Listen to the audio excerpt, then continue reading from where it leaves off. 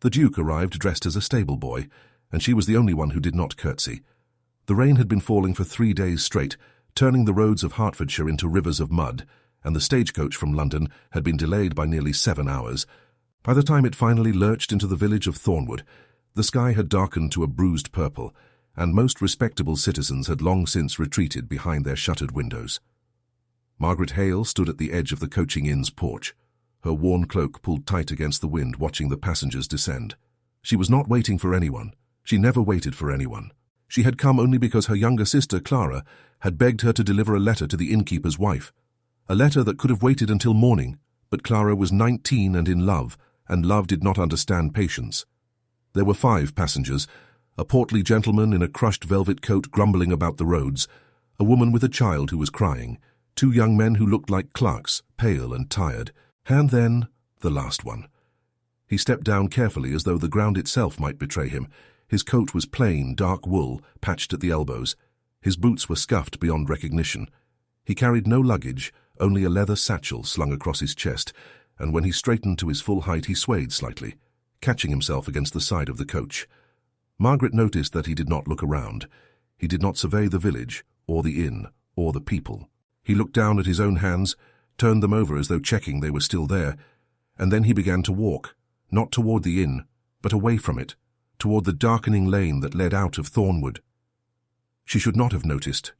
She had no reason to notice, but there was something in the way he moved, a stiffness that was not exhaustion, a hesitation that was not uncertainty. It was the gait of a man who was used to being watched, and who was trying very hard not to be. Margaret Hale was 26 years old, and she had spent her entire life being invisible. She knew what it looked like when someone was trying to disappear. And this man was failing. The innkeeper's wife, Mrs. Bell, came to the door, wiping her hands on her apron. "Miss Hale, is that your sister's letter at last?" Margaret handed it over without a word. Mrs. Bell squinted at the coach. 5 passengers, they said, but I only count 4. "There was a 5th, Margaret said. "He walked toward the old road." "The old road? That leads nowhere but the woods, and the night coming on. Is he a fool or a foreigner?" Margaret did not answer. She was still watching the place where the man had disappeared into the gloom. The rain had soaked through her cloak. She did not feel it. She should have gone home. She had no business with strangers, least of all ones who arrived in the dark with patched coats and no luggage. Her father would be waiting. Clara would be full of questions. The fire would be low, and there would be cold mutton for supper, and another evening would pass exactly as every other evening had passed for the last 6 years. But she did not go home. She walked to the edge of the porch, then down the steps, then into the lane. The mud pulled at her boots. The rain plastered her hair to her face. She told herself she was only curious. She told herself she would walk to the bend in the road, and if he was not there, she would turn back. Have you ever done something you could not explain, even to yourself? Something that pulled at you from a place you did not know existed, and you followed it without knowing why. She followed. The lane curved past the old smithy, then dipped into a copse of beeches. The light was nearly gone now, the last of the grey sky swallowed by the trees. She stopped at the bend and listened. At first there was nothing, only the rain and the wind and the distant sound of a dog barking. Then she heard it, a low, ragged breath catching on itself. The sound of someone who had stopped walking, but could not yet stop gasping. She found him slumped against the trunk of a great beech tree, his satchel fallen beside him, his hands pressed flat against the bark as though he needed the tree to hold him upright. His face was turned away, but she could see the tremor in his shoulders, the way his chest rose and fell in uneven, desperate rhythms. She had seen men in distress before. Her father, when he learned her mother had died. The stable boy after he broke his leg falling from a horse. But this was different. This was not pain from the body. This was something deeper, something that lived in the ribs and refused to be soothed. "Are you ill?" she asked. His head snapped toward her. Even in the darkness she could see his eyes, pale, sharp, burning with something that was not quite fear and not quite anger. It was the look of a man who had been caught. "No," he said. His voice was rough, but the word itself was perfectly formed, each consonant placed with care. Not a villager's voice, not a merchant's voice. "I am not ill. You look ill. I am not. You can barely stand. I can stand perfectly well."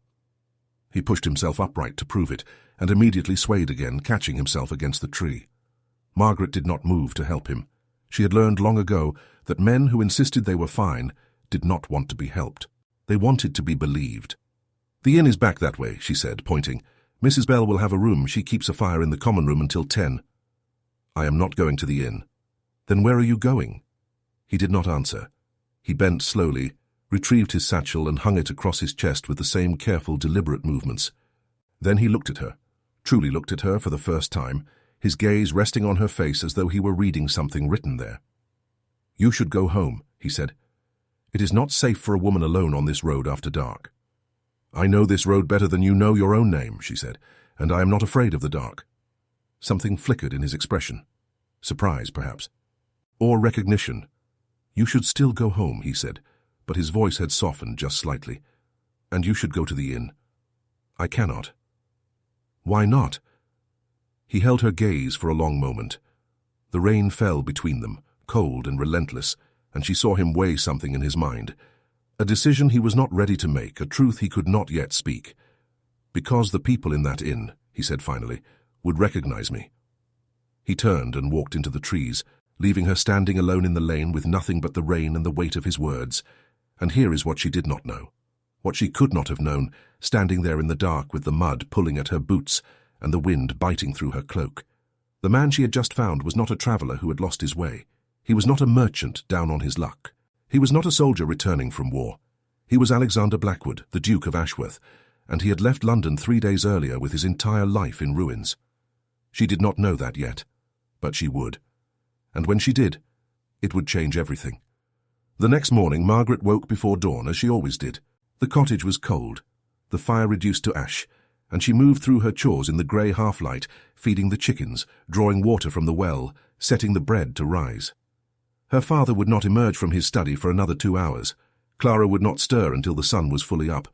These quiet hours belonged to her alone. But this morning, she could not stop thinking about him. The man in the trees, the ragged breath. The way he had said the people in that inn would recognize him, as though being recognized were a danger, not a courtesy. She had grown up in Thornwood. She knew everyone who passed through, everyone who stayed, everyone who left and came back.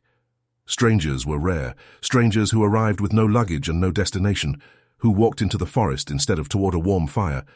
They were unheard of. But here is what troubled her most. It was not his strangeness. It was the way he had looked at her, not with the usual pity or dismissal she received from men of his apparent station.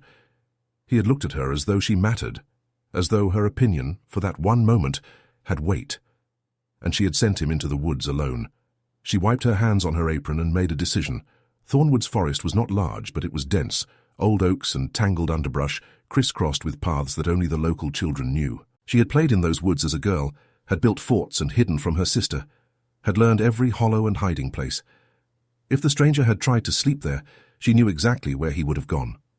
The old gamekeeper's hut. It had been abandoned for years, its roof half collapsed, its door hanging crooked on its hinges, but it was dry, and it was hidden, and it was the only shelter in the woods that a man without a coin could reach on foot. She took a basket, bread, cheese, a flask of water, a woolen blanket her mother had woven before she died. She told herself she was only being neighbourly, that any Christian soul would do the same. She did not believe herself. The path to the hut was overgrown, branches slapping at her skirts, dew soaking through her boots. The morning was still and cold, the air thick with the smell of wet leaves. She reached the clearing and stopped. The door of the hut was closed. It had not been closed in 7 years. She approached slowly, her heart beating faster than she wanted to admit. She knocked, 3 sharp raps against the warped wood.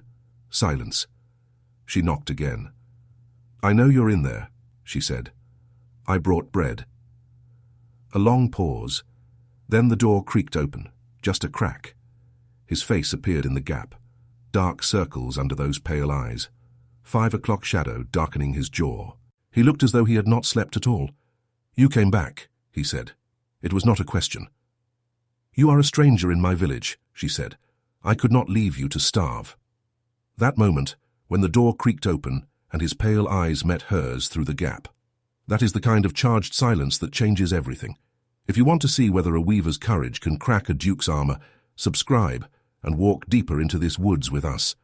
And tell us in the comments, do you think she should have left the basket and walked away, Or will this kindness be the thread that unravels his walls?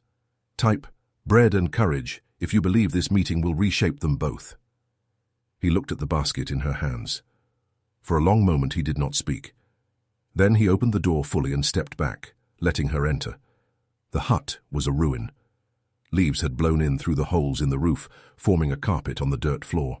The old cot was splintered and sagging, but he had built a small fire in the stone hearth and the room was warm, almost cozy in the dim light. He had also, she noticed, arranged his satchel and his coat with the precision of a soldier. Everything in its place, everything neat. "You are not a stable hand," she said. He looked up sharply. "A stable hand would have slept in the inn's hayloft," she continued. "He would not have known this hut existed. He would not have been afraid of being recognized, and he would not have folded his coat before sleeping on a dirt floor." He watched her, those pale eyes unreadable. "Who are you?" she asked. He smiled then. It was not a happy smile. It was the smile of a man who had been cornered and had decided at last to stop running. "That," he said, "is an excellent question." He did not answer it. She stayed for an hour. They sat on opposite sides of the fire, the basket between them, and he ate the bread and cheese with a quiet intensity that told her he had not eaten in at least a day. She asked him nothing more about who he was. She had learned from her father that questions could be a kind of violence, that some truths needed to be offered, not extracted. So she told him about Thornwood instead, about the harvest festival, and the woman who claimed to have seen a ghost in the bell tower, and the baker who had been secretly in love with Mrs. Bell for 20 years without ever saying a word. She told him these things because they were safe, because they filled the silence, because she did not want him to leave. And he listened. That was what surprised her most. He listened as though she were telling him something important. He asked questions. He laughed once at the story about the baker, a soft surprise sound as though he had forgotten how. When she stood to leave, he stood as well. "Thank you," he said. The words were simple, but he said them as though they cost him something. "Will you still be here tomorrow?" she asked. He hesitated. "I do not know." "Then I will come back tomorrow anyway, in case you are." She walked home through the woods with the basket swinging from her hand, lighter now, and she felt something she had not felt in months: anticipation. The sense that the day ahead held something worth waking for. And here is what she did not know. The Duke of Ashworth stood in the doorway of the gamekeeper's hut and watched her walk away until the trees swallowed her completely. And then he sat back down by the fire and pressed the heels of his hands against his eyes, because he had not intended to care about anyone ever again, and she had undone that in a single morning. He had come to Thornwood to disappear, to escape a scandal that had destroyed his name, a betrayal that had broken his trust, a life that had become unbearable. He had planned to stay hidden for a week, maybe two, until he could decide what to do next. He had not planned on her. The next day, she came again, and the day after that. On the third day, the rain stopped, and the sun broke through the clouds, and she convinced him to walk with her through the woods to a place she knew, a clearing where the bluebells bloomed in spring, where the light fell through the trees like gold. He walked beside her, his hands clasped behind his back, his eyes scanning the trees with a habit that suggested he was used to watching for threats. But as they walked, his shoulders relaxed. The tightness around his mouth loosened. "You do this every day?" he asked. "Walk?" "Yes." "Alone?" "Always." "Are you not lonely?" She considered the question. It was the first personal thing he had asked her. "Sometimes," she said, "but I have learned that being alone is not the same as being lonely. And I would rather be alone in the light than surrounded by people who do not see me." He stopped walking. She turned to look at him. His expression had changed. The guardedness was gone, replaced by something raw, unmasked. "I see you," he said. The words hung in the air between them, and in that moment, Margaret Hale felt something crack open inside her chest, something she had kept sealed for so long she had forgotten it existed. She looked away. "You do not know me," she said, her voice barely above a whisper. "I know," he said, "but I want to." She did not know what to say to that, so she said nothing. She began walking again, and he followed, and the silence between them was not empty. It was full of everything they had not yet said. But the world was about to intrude, because on the fourth day, the Earl of Brentwood arrived in Thornwood, and he was looking for the Duke. The Earl of Brentwood arrived in a carriage that was too fine for Thornwood's muddy lanes, with 4 horses and a coat of arms painted on the door in gold leaf. He descended into the inn-yard like a man who expected the ground to bow beneath him, and when he demanded to speak to the innkeeper, his voice carried all the way to the well where Margaret was drawing water. She heard the name before she saw the man. The Duke of Ashworth. "I know he passed through this village 3 days ago. Where is he?" Mrs. Bell's answer was too quiet to catch, but the Earl's response was not. "Then you will find him. I will pay any price, but I will not leave until I have spoken to him." Margaret's hands tightened around the pump handle. She had never heard of the Duke of Ashworth, but she knew with a certainty that settled in her bones like cold water that the man in the gamekeeper's hut was the one they were hunting. She filled her bucket and walked home slowly, her mind racing through possibilities. A duke, the man she had fed bread to, the man who had walked beside her through the bluebell clearing, the man who had said, "I see you." He was a duke, which meant everything she thought she knew about him was wrong, and also somehow perfectly right. That evening she did not go to the hut. She told herself it was caution, that she needed time to think, that she could not face him until she understood what his presence meant. But the truth was simpler and more frightening. She was afraid that if she saw him now, she would look at him differently, and he would see it, and the thing that had begun to grow between them would shatter. She sat by the fire in her father's cottage, mending a tear in Clara's gown, and tried to convince herself that she was being foolish, that he was just a man. That titles meant nothing when a man slept on a dirt floor and ate bread with his hands and laughed at stories about bakers in love. But titles meant everything. She knew that. She had spent her whole life knowing that. Her father, the Reverend Hale, had once been a man of standing in a wealthy parish, but he had lost his position after a disagreement with the local patron, a disagreement that had cost them everything: the house, the income, the respect of their neighbours. They had retreated to Thornwood, to this tiny cottage, to a life of quiet poverty that Margaret had accepted without complaint. She had learned in those years exactly how much a title mattered. It mattered when the doctor came to see her mother and left without treating her, because the fee was not sufficient. It mattered when Clara could not attend the local dances because they could not afford new gowns.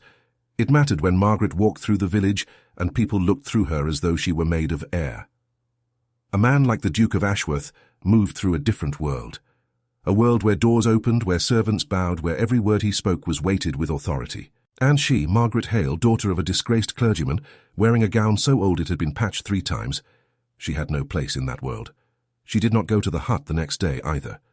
But on the 3rd day, she woke before dawn, pulled on her cloak, and walked into the woods. She told herself she was going to warn him, that the Earl was still searching, that it was only a matter of time before someone mentioned the strange man in the gamekeeper's hut, that he needed to leave before he was found. She told herself many things. When she reached the clearing, the hut was empty. The fire had been cold for at least a day. His satchel was gone. The blanket she had given him was folded neatly on the cot, and on top of it lay a single piece of paper, weighted with a stone. She picked it up with trembling hands. The handwriting was precise, elegant, each letter formed with the care of a man who had been taught to write before he could read. "Miss Hale, I did not want to leave without saying goodbye, but I feared that if I saw you again, I would not be able to go at all. You asked who I was. I am Alexander Blackwood, Duke of Ashworth. I came to Thornwood to escape a scandal I did not create, a betrayal I did not deserve. I planned to vanish, to become no one, to start again in some small corner of the world where my name meant nothing. I did not plan to meet you. You gave me bread and water. You gave me stories. You gave me a morning in a clearing where the light fell like gold, and I remembered what it felt like to be alive. I do not know if I will ever return to Thornwood. I do not know if I deserve to. But I need you to know this.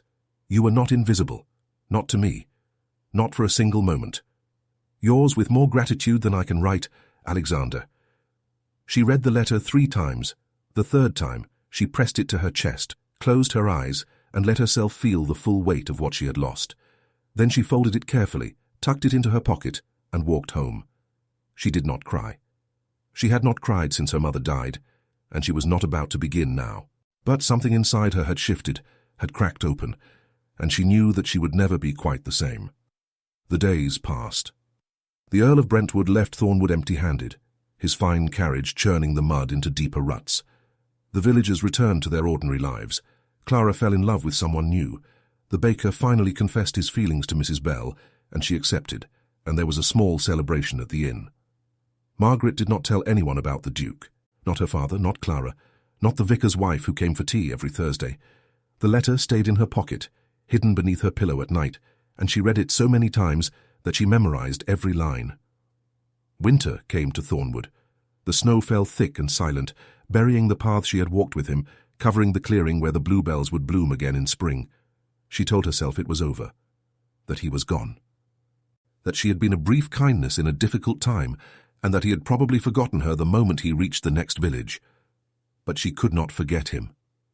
And then, on a December morning so cold that the breath froze in her lungs, a letter arrived. Not for her father, not for Clara, for her. The envelope was heavy cream paper, sealed with dark red wax, stamped with a crest she did not recognize. She opened it with hands that would not stop trembling. "Miss Hale, I have spent 3 months trying to convince myself that I could live without seeing you again. I have failed. I am at the Blackwood estate in Derbyshire. If you are willing, I will send a carriage. I know that what I am asking is impossible, that the distance between our worlds is more than miles. But I have learned in these months that some distances cannot be measured by geography. You told me once that you would rather be alone in the light than surrounded by people who did not see you. I see you, Margaret, and I am asking you to let me show you. Yours, Alexander." She read the letter standing in the cold morning light, the snow falling past the window, the fire crackling behind her, and for the first time in 3 months, she smiled. She folded the letter carefully, the way one folds something too precious to risk creasing, and she held it in her hands for a long moment before slipping it into the same pocket where his first letter had lived for 3 months. The snow continued to fall beyond the window. The fire crackled and settled. From the other room she could hear her father coughing over his morning tea, and Clara humming a tune she had learned from the baker's son. The cottage was small and warm and familiar, and everything she had ever known was contained within its walls, and he was asking her to leave it. She did not answer that day. She did not answer the next day either.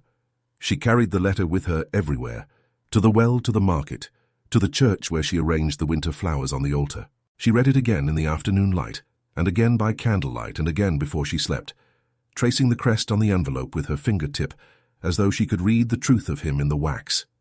"He sees me," she thought. He said it twice. He meant it.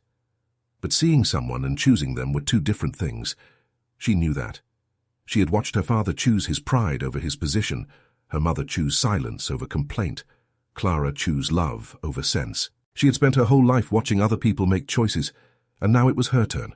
She thought about what it would mean to go to him, to step into his world, where women wore silk and spoke in measured tones and knew which fork to use at dinner. She would be out of place, she would be judged, she would be the woman from the village who had caught the Duke's eye, the charity case, the curiosity. Was she brave enough for that? She thought about what it would mean to stay, to let the snow fall and melt and fall again, to watch another spring come to the bluebell clearing alone, to grow old in the cottage where she had been invisible for so long that she had almost believed it herself. Which was worse, the fear of being seen or the certainty of being forgotten. On the third morning she sat down at the small writing desk in her father's study, took out a sheet of paper, and dipped her pen in the ink. "Dear Alexander, I have read your letter so many times that the paper has grown soft at the folds. I do not know if I belong in your world. I do not know if I can learn the things I would need to learn, or become the person I would need to become to stand beside you without shame. But I know this. I have been invisible for 26 years. And you are the only person who has ever made me feel seen. If you still want me, if you are certain, then send the carriage. Yours, Margaret." She sealed the letter with her own plain wax, addressed it to the Blackwood estate in Derbyshire, and walked to the posting office before she could change her mind. The reply came 6 days later. It was not a letter, it was the Duke himself. She was in the garden, breaking ice from the water trough so the chickens could drink, when she heard the sound of hooves on the frozen lane. She looked up, and there he was, not in a carriage, not in a fine coat, but on horseback, wearing the same plain dark wool she had first seen him in, his breath clouding in the cold air. He dismounted before the horse had fully stopped. She did not curtsy. She had never curtsied to him, and she was not about to start now. "You came," she said. "I could not wait for the carriage," he said. "It would have taken another week to prepare, and I have already waited 3 months." He walked toward her, and she saw that he looked different, thinner, perhaps, the shadows beneath his eyes deeper, but his gaze was the same, that piercing, searching look that made her feel as though he could see straight through to the part of her she kept hidden. "You received my letter," she said. "I did, and I came to answer it in person, because some things should not be written. He stopped in front of her. The snow crunched beneath his boots. The chickens scattered, clucking in protest. The world seemed to hold its breath. "I am certain," he said. "I have never been more certain of anything in my life." She looked at him, at the man who had arrived in her village as a stranger, who had slept in a ruined hut, who had eaten her bread and listened to her stories and told her she was not invisible. The man who had left a letter that she had carried in her pocket for 3 months like a talisman against despair. "Your world does not frighten me," she said, "but the thought of losing myself in it does." He reached out and took her hand. His fingers were cold, but his grip was warm, steady. "You will not lose yourself," he said. "I will not let you. And if my world tries to change you, I will leave it. I have done it before. I would do it again. You would give up your title? I would give up everything. I have already lost everything once. The only thing that matters now is what I cannot bear to lose again."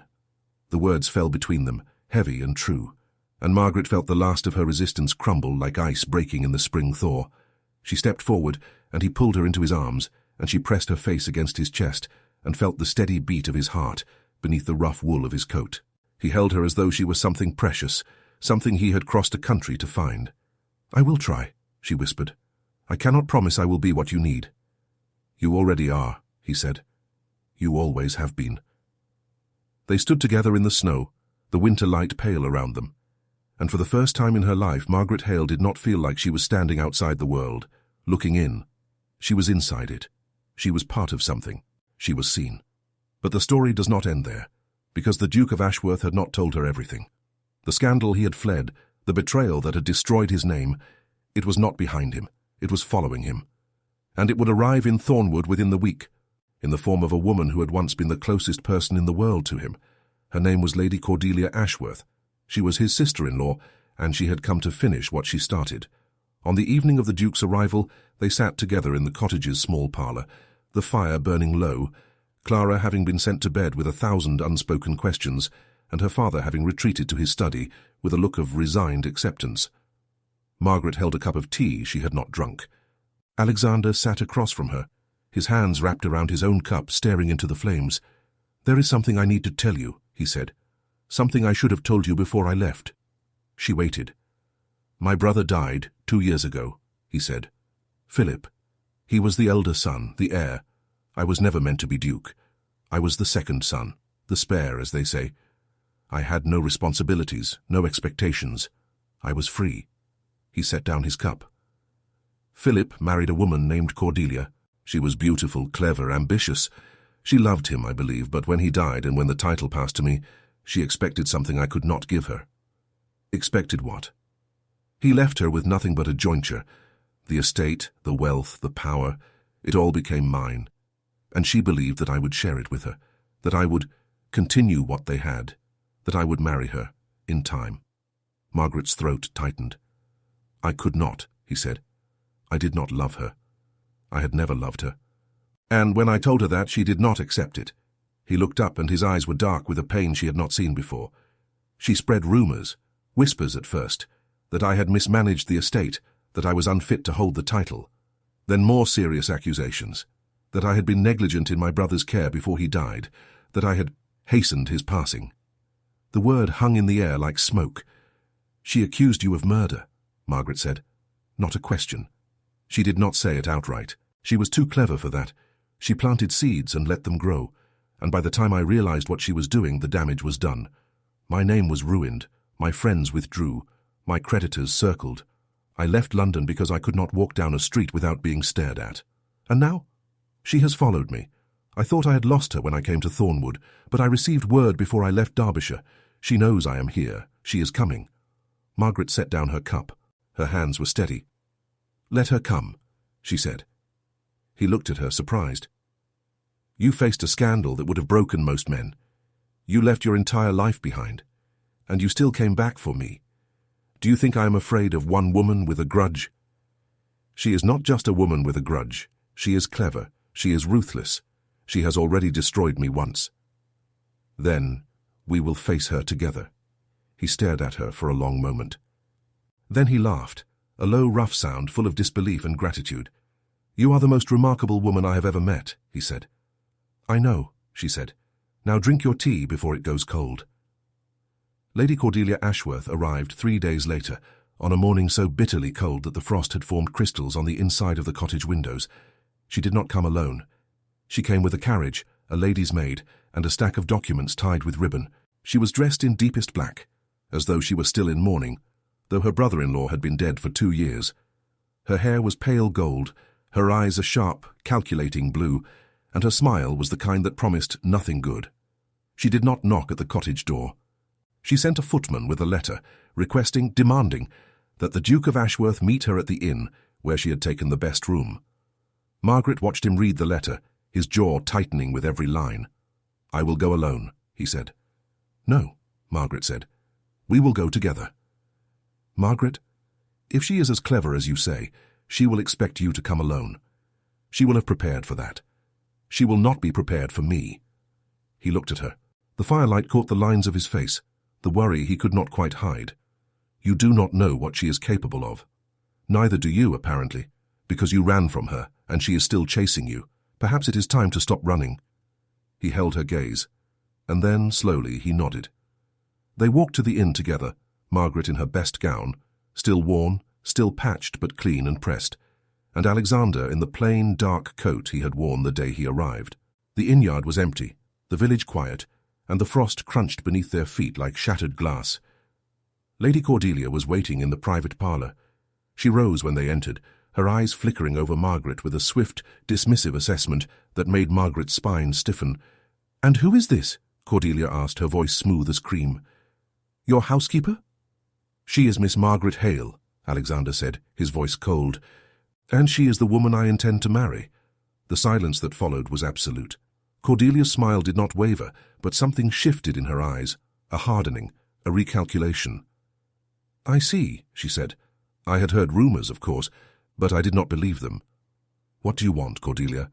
"To offer you a way out." She lifted the stack of documents from the table. "I have drawn up an agreement. You will sign over half the estate to me as compensation for the life you stole from me. In return, I will withdraw every accusation I have made. I will publish a retraction. I will restore your name. And if I refuse, then I will continue. I will make sure that every door in England is closed to you. I will make sure that no respectable woman will look at you without seeing the stain I have placed upon you." She glanced at Margaret. "Including this one." Margaret stepped forward before Alexander could speak. "You speak of stains," she said, her voice quiet but clear. "But the only stain I see in this room is the one you have tried to place on a man who never wronged you. You loved his brother. You lost his brother. And instead of grieving, you chose to destroy." Cordelia's smile faltered. "You do not know me," she said. "I know enough. I know that a woman who truly loved her husband would not spend 2 years tormenting his brother.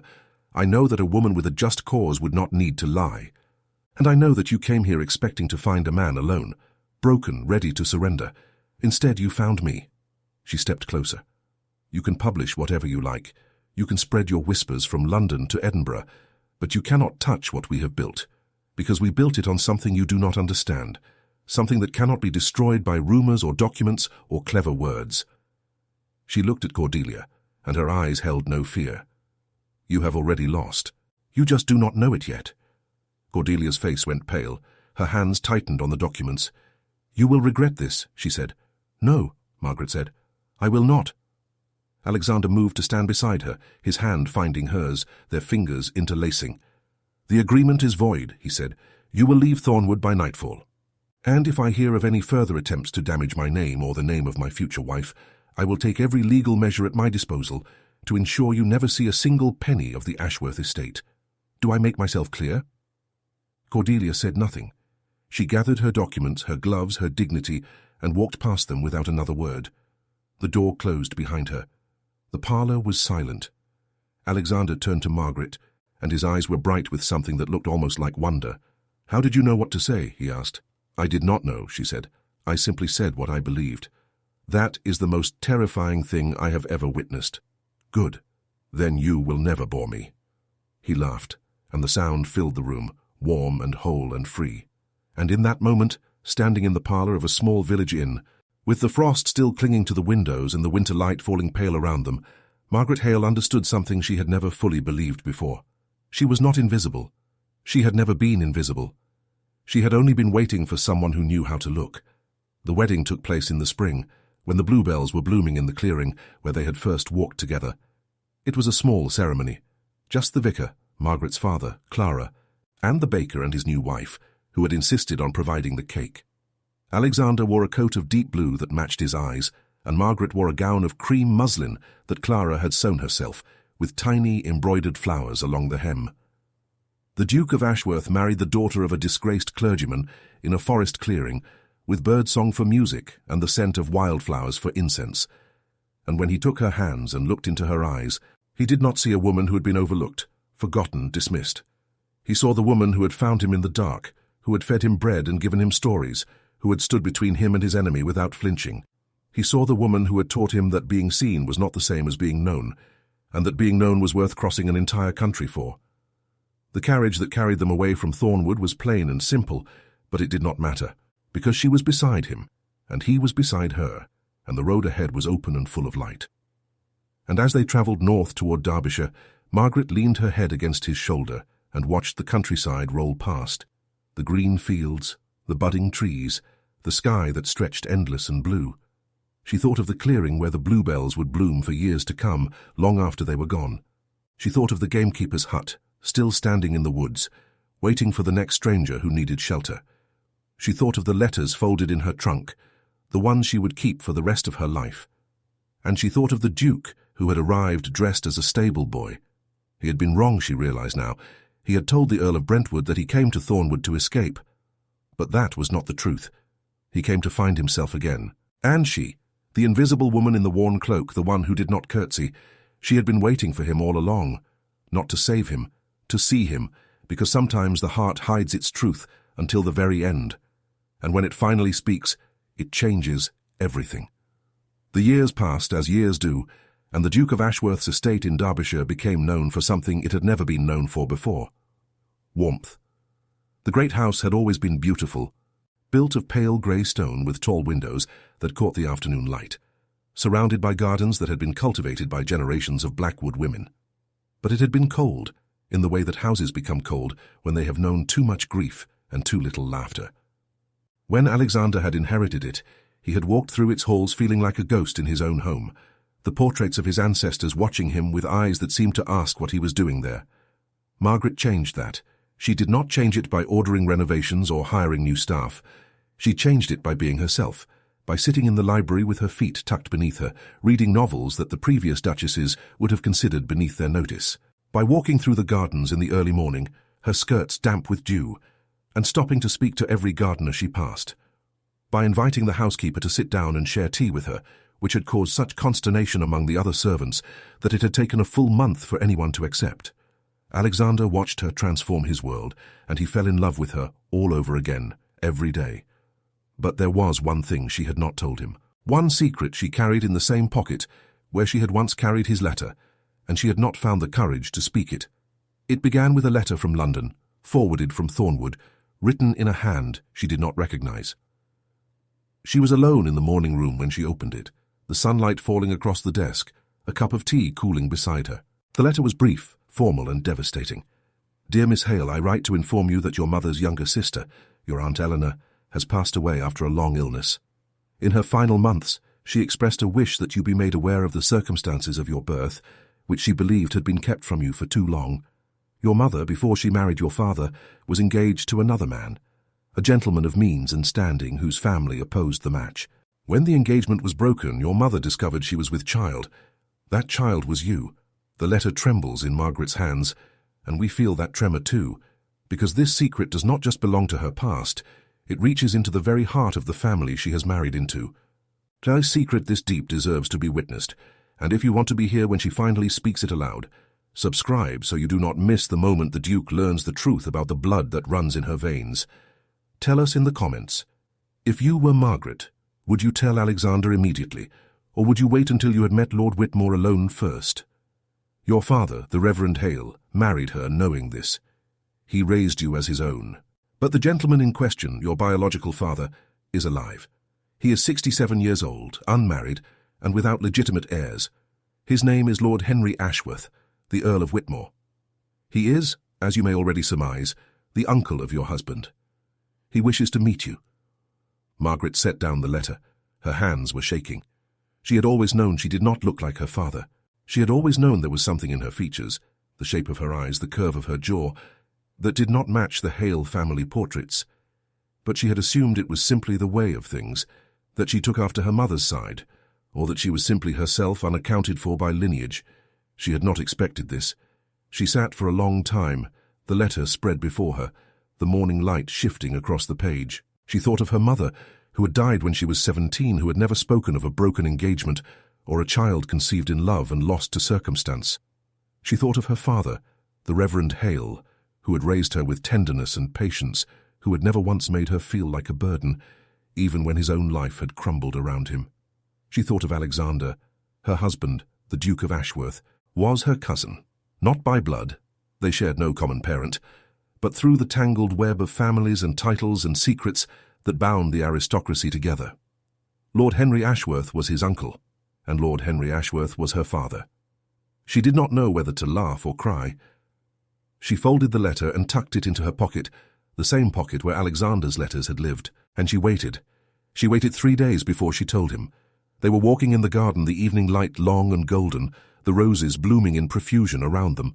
She had stopped beside a climbing rose, its petals deep crimson, and she had touched one the way she had touched a rose on the night she first saw him, without knowing why, without understanding what she was reaching for. "Alexander," she said, "I need to tell you something." He turned to her, his expression open, trusting. "I received a letter from London," she said. "It is about my father, my real father." She watched his face change, the confusion, the concern, the careful way he set down his thoughts to make room for hers.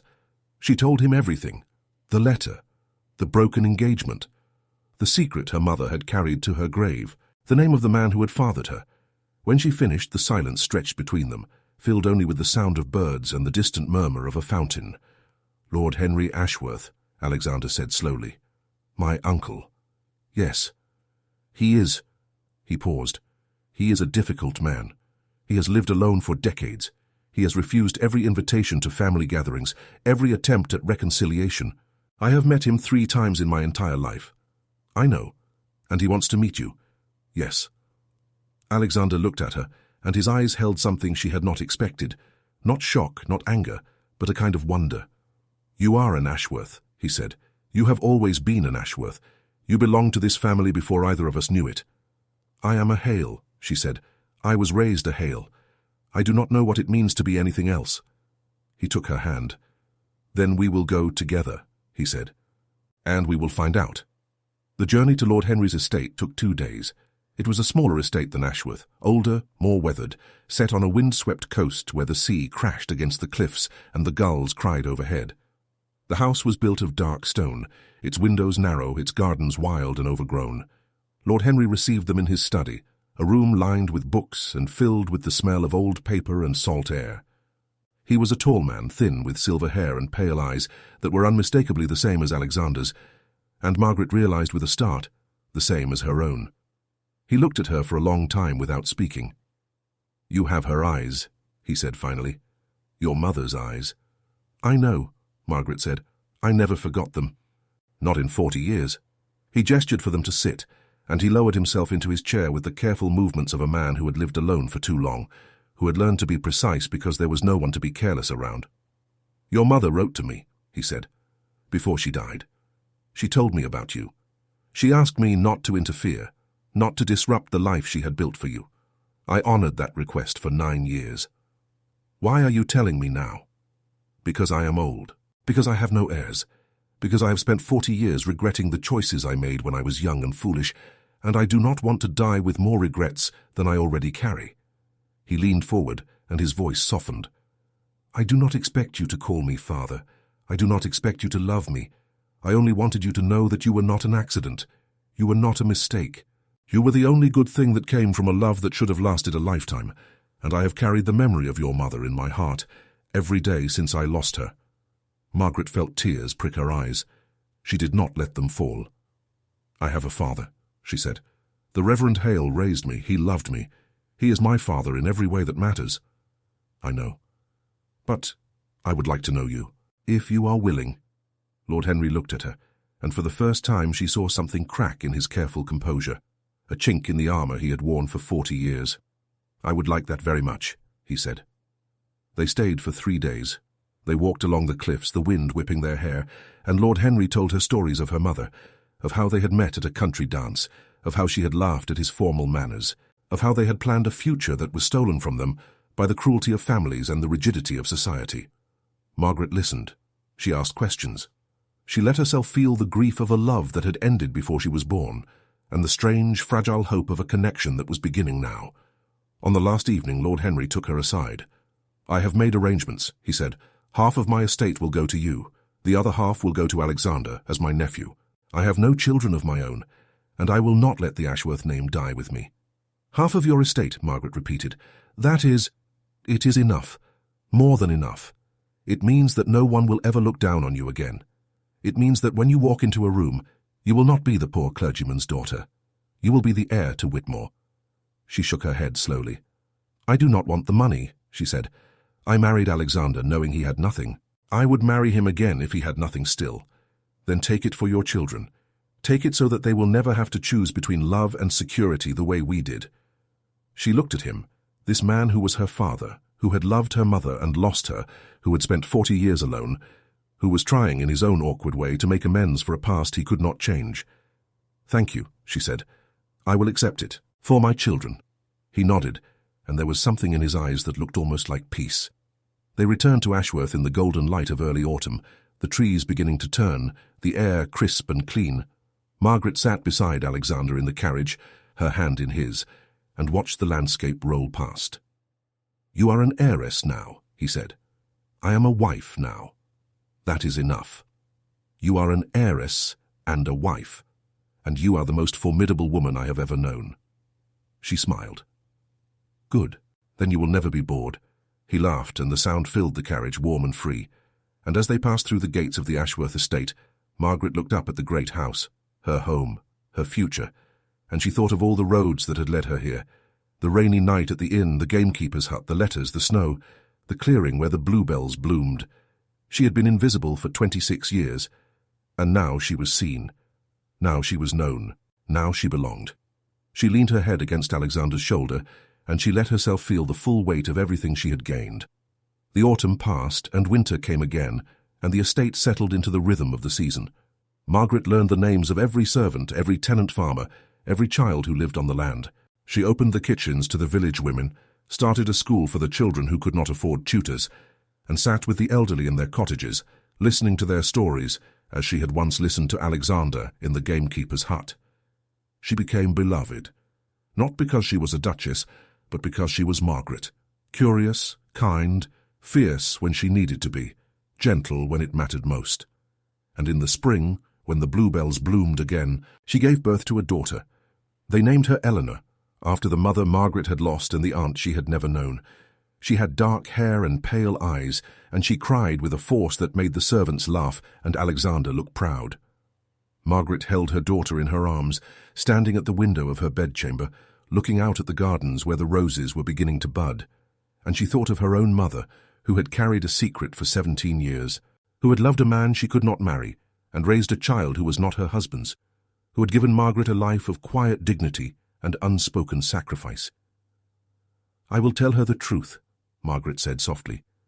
"When she is old enough, I will tell her everything. She will know who she is and where she came from, and she will never have to wonder." Alexander came to stand beside her, his arms sliding around her waist. "She will know that she is loved," he said. "That is all that matters."